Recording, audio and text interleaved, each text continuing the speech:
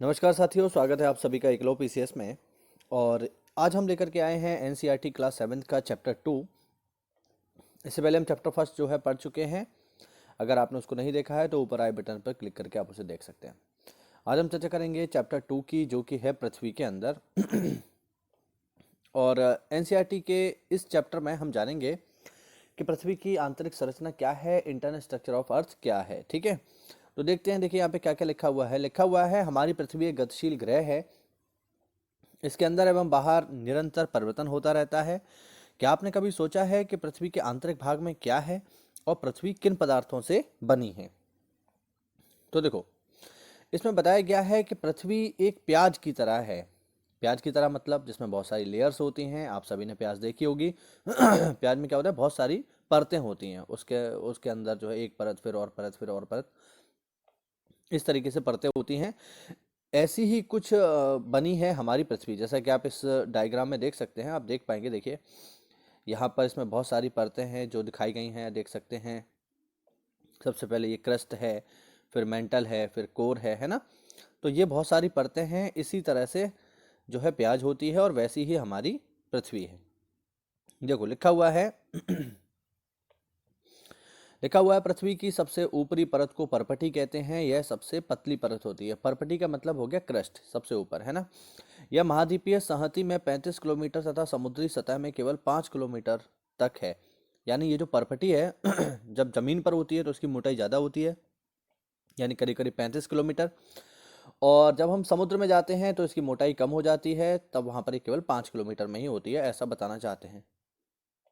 और यहाँ पर ये भी बता रहे हैं कि ये जो पहली परत है, जो परपटी है, ये बेसिकली दो चीज़ों से मिलकर के बनी है, जिनमें आपके कौन कौन से हैं, सिलिका और एल्यूमिनियम।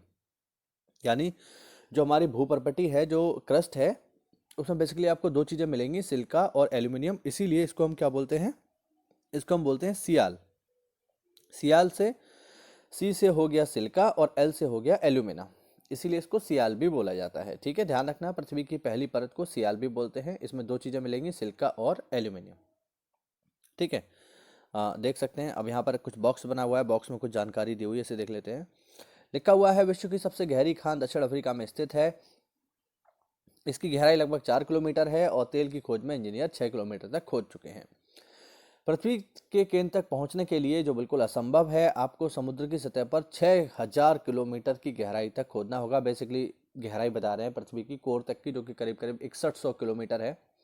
तो अगर आप धरती के केंद्र तक, केंद्र का मतलब हो गया ये वाला कोर जो है ना, कि अगर आप कोर तक जाना चाहते हैं, यहाँ तक, तो आपको यहाँ से लेके यहाँ तक करीब करीब 6100 किलोमीटर जाना होगा। ठीक है, तब आप यहाँ तक पहुँच पाओगे, ये बता रहे हैं यहाँ पर। चलिए, और देखिए यहाँ पर एक बढ़िया सा डायग्राम बना हुआ है। एनसीईआरटी देखिए डायग्राम का यूज़ बहुत करती है, तो जो लोग इसको पहली बार पढ़ रहे हैं उनको बहुत आसानी समझ में आएगा ये। देखो यहाँ पर ये बताया जा रहा है कि जो क्रस्ट है, देखिए क्रस्ट जो है ये है, ये वाली जो आपको दिखाई दे रही है ना, ये वाली, ये पूरी की पूरी क्रस्ट है। ठीक है, अब देखो, अगर हम इसे देखेंगे जमीन पर, जैसे जमीन ये है ना, ये लैंड है, तो लैंड पर इसकी मोटाई ज़्यादा है ना। आप देख सकते हो कि मोटाई कितनी ज़्यादा है इसकी, काफ़ी ज़्यादा मोटाई है ना। लेकिन अगर आप समुद्र में जाओगे तो देखो ये पतली हो गई है। तो यही तो उसने ऊपर बताया कि जब समुद्र में जाते हैं तो इसकी मोटाई 5 किलोमीटर है, और जब हम जमीन पर होते हैं तो ऊंचाई करीब करीब, मतलब इसकी मोटाई 35 किलोमीटर तक होती है। वही जो है बता रहा है यहाँ पर इस डायग्राम के माध्यम से, है ना। चलिए और आगे बढ़ते हैं।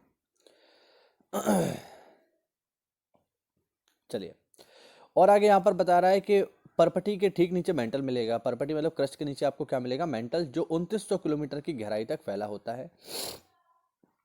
और सबसे आंतरिक जो परत होती है उसे हम बोलते हैं क्रोड। यानी सबसे पहले ऊपर हो गया क्रस्ट, फिर हो गया मेंटल, और फिर हो गया क्रोड या कोर।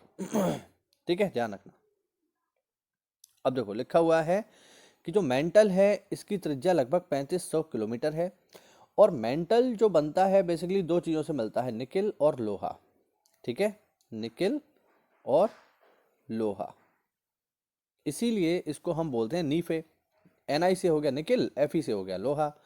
तो ध्यान रखना कि हमारी जो मेंटल है ये दो चीज़ों से मिलकर बनती है, निकिल और लोहा, यानी इसे हम बोलते हैं नीफे। एन से निकिल, एफ से लोहा। ठीक है, ओके। और देखते हैं।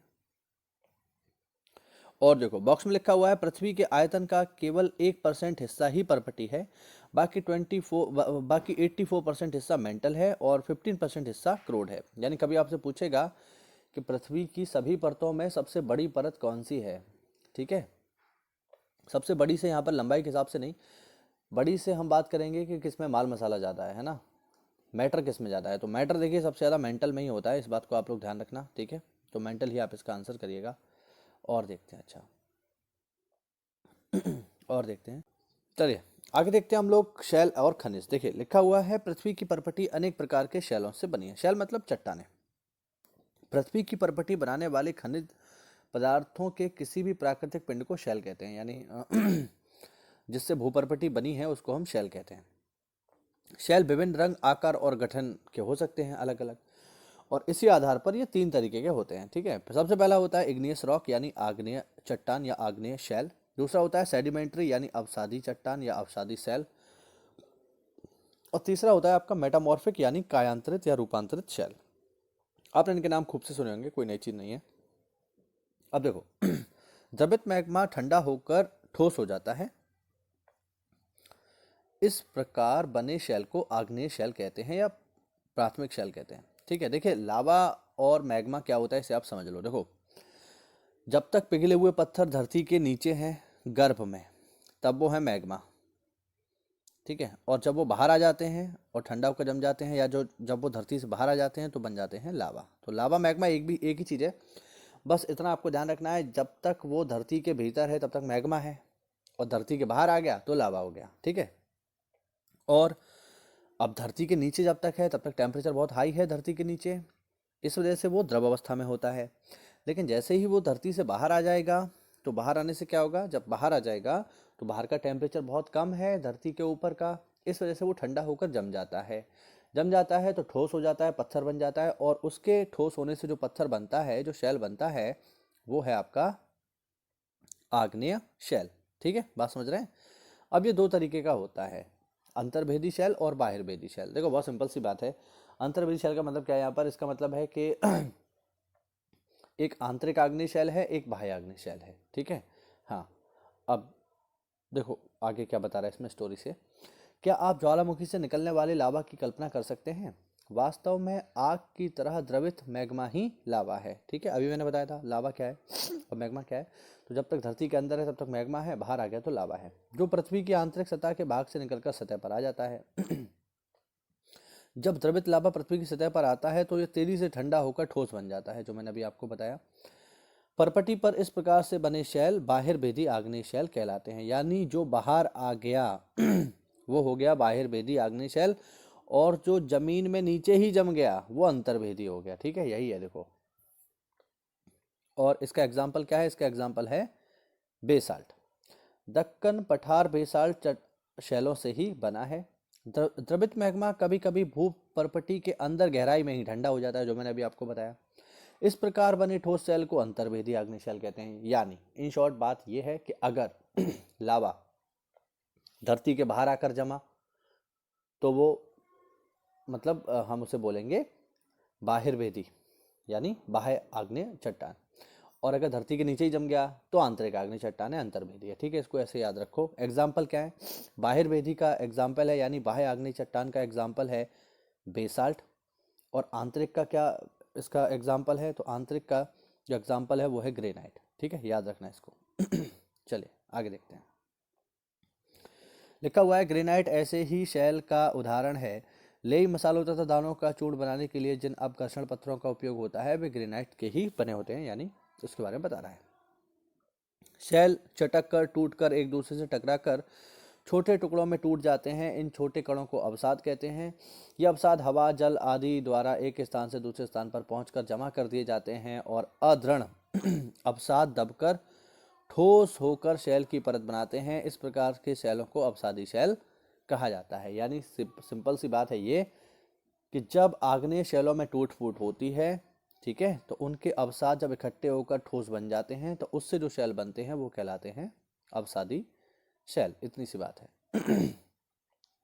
अब देखो इन शैलों में पौधे, जानवर, अन्य सूक्ष्म जीव रहते हैं, इसी वजह से इनमें जीवाश्म भी हो सकते हैं। पेपर में पूछा जाता है किन शैलों में जीवाश्म पाए जाते हैं, फॉसिल, आप आंसर करेंगे इसका कि अवसादी शैलों में ही पाए जाते हैं। ठीक है, ये इसका छोटा सा फोटो है, थोड़ा सा ब्लर है, पता नहीं आपको दिखेगा नहीं दिखेगा।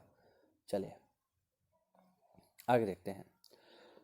आगे है आग्नेय व अवसादी शैल उच्च ताप व दाब के कारण कायांतरित शैलों में परिवर्तित हो जाते हैं। यानी देखिए, आग्नेय शैल चेंज हुए अवसादी में। अब क्या होता है कि अवसादी और आग्नेय दोनों ही हाई टेम्परेचर और हाई प्रेशर की वजह से चेंज हो जाते हैं, और इनके चेंज होने की वजह से जो आपकी नई चट्टान बनती है वो है कायांतरित, है ना। मेटामॉर्फस रॉक है बेसिकली, ये रूपांतरित या कायांतरित चट्टानें हैं। एग्जाम्पल के लिए, एग्जाम्पल यहाँ पे दिया हुआ है चूना पत्थर, है ना। लिखा हुआ है चिकनी मिट्टी स्लेट पर जब दबाव पड़ता है तो वो बन जाती है स्लेट। मतलब चिकनी मिट्टी पर जब दबाव पड़ता है तो वो स्लेट बन जाती है, और चूना पर जब दबाव पड़ता है तो वो बन जाता है संगमरमर। यानी स्लेट और संगमरमर दोनों ही एग्जाम्पल हैं रूपांतरित चट्टानों के, ऐसा ये बताना चाह रहे हैं। अब देखो, शैल हमारे लिए बहुत उपयोगी हैं। कठोर शैलों का उपयोग सड़क, घर तथा इमारत बनाने में किया जाता है। आप पत्थरों का उपयोग कई खेलों में करते हैं, जैसे 7 पत्थर, अब ये खेलों के नाम दिए हुए हैं, ठीक है, ये हमारे काम का नहीं है। और देखो यहाँ पर देखिए लाल किला और ताजमहल का फोटो है, तो सबको पता है ताजमहल बना है संगमरमर से, वाइट मार्बल से, जो मकराना से आया है, सबको पता है। और लाल किला बना है लाल बलुआ पत्थर से, ठीक है। तो इनको आप लोग देख लीजिए, लिखा हुआ है। आपको जानकर आश्चर्य होगा कि किन्हीं निश्चित दिशाओं में एक प्रकार की शैल चक्रीय तरीके से एक दूसरे में परिवर्तित हो जाते हैं। एक शैल से दूसरे शैल में परिवर्तित होने की इस प्रक्रिया को शैल चक्र कहते हैं। क्या आप जानते हैं द्रवित मैग्मा ठंडा होकर ठोस आग्नेय शैल बन जाता है। ये आग्नेय शैल छोटे छोटे टुकड़ों में टूटकर एक स्थान से दूसरे स्थान पर स्थानांतरित होकर अवसादी शैल बनाते हैं। ताप और दाब के कारण ये आग्नेय अवसादी शैल कायांतरित में चेंज हो जाते हैं। अत्यधिक ताप और दाब के कारण कायांतरित शैल पुनः पिघलकर मैग्मा बन जाते हैं। यह द्रवित मैग्मा पुनः ठंडा होकर आग्नेय शैल में चेंज हो जाता है। यानी अब ये इतनी जो इन्होंने बात बताई है क्या, इसको आप ऐसे समझो। देखो ये है रॉक साइकिल। रॉक साइकिल में क्या होगा बेसिकली, देखो जरा, इसको हम सेट कर लेते हैं। अब देखो रॉक साइकिल में क्या होगा। सबसे पहले हमारे पास मैग्मा है। मैग्मा क्या है, धरती के गर्भ से निकला बाहर और ठंडा हो गया, ठीक है। इसके ठंडा होने से जो चट्टान बनी वो कौन सी है, इग्नियस रॉक है, आग्नेय चट्टान है। आग्नेय चट्टान में क्या हुआ, आग्नेय चट्टान में टूट फूट हुई, और इनकी टूट फूट होने से क्या बन गई, अवसाद इकट्ठे हुए और बन गई हमारे पास अवसादी चट्टान यानी सेडिमेंट्री रॉक। अब आग्नेय चट्टान हो या अवसादी चट्टान हो, इन पर जब हाई प्रेशर और हाई टेम्परेचर होता है तो ये दोनों बदल जाते हैं, और फिर बनती है क्या, फिर बनती है कायांतरित या रूपांतरित चट्टानें, ठीक है। और जब ये धरती के नीचे दब जाती हैं तो इनके दबने के फलस्वरूप ये दोबारा मैग्मा के संपर्क में आती हैं और फिर से जो है लावा बन जाती हैं, ठीक है। ये लावा फिर से बाहर आता है और फिर से आग्नेय बनती हैं, अवसादी बनती हैं, कायांतरित बनती हैं, और ये पूरा का पूरा साइकिल चलता रहता है। इसी को हम लोग बोलते हैं रॉक साइकिल, ठीक है। चलिए आगे देखते हैं। आगे लिखा हुआ है शैल विभिन्न खनिजों से बनी होती हैं। खनिज प्राकृतिक रूप से पाए जाने वाले पदार्थ हैं जिनका निश्चित भौतिक गुणधर्म एवं रासायनिक मिश्रण होता है। खनिज मानव जाति के लिए महत्वपूर्ण है। कुछ का उपयोग ईंधन की तरह होता है, जैसे कोयला, प्राकृतिक गैस, पेट्रोलियम। इनका उपयोग उद्योगों, औषधि तथा उर्वरकों में भी होता है, जैसे लोहा, एल्यूमिनियम, सोना, यूरेनियम आदि। ये हमें खनिजों के बारे में बताया जा रहा है, ठीक है। अब ये चैप्टर हुआ ख़त्म। अब देखो यहाँ पर ये कुछ सवाल हैं जिनके आंसर आप दे सकते हो कमेंट बॉक्स में। जैसे पृथ्वी की 3 परतें कौन सी हैं, अभी हम पढ़कर ही आए हैं, ठीक है। शैल क्या होते हैं, शैलों के नाम बताइए। बाहिरभेदी और अंतर्भेदी शैल क्या हैं, हमने पढ़ा। शैल चक्र क्या होता है, ये भी हमने पढ़ा, ठीक है। अब देखो कुछ यहाँ पर हमारे काम की चीज़ें हैं। जैसे द्रवित मैग्मा से कौन सा शैल बनता है, तो इसका आंसर आप लोग कमेंट में करिए। पृथ्वी की सबसे भीतरी परत कौन सी है, बहुत ही आसान सवाल है।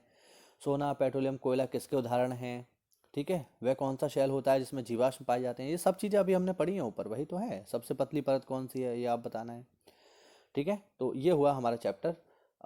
अगला जो चैप्टर है उसकी चर्चा हम करेंगे अगली क्लास में। अगर इसमें कोई डाउट हो तो आप बिल्कुल कमेंट के माध्यम से पूछ सकते हैं। मिलते हैं अगली क्लास में, तब तक के लिए जय हिंद, जय भारत।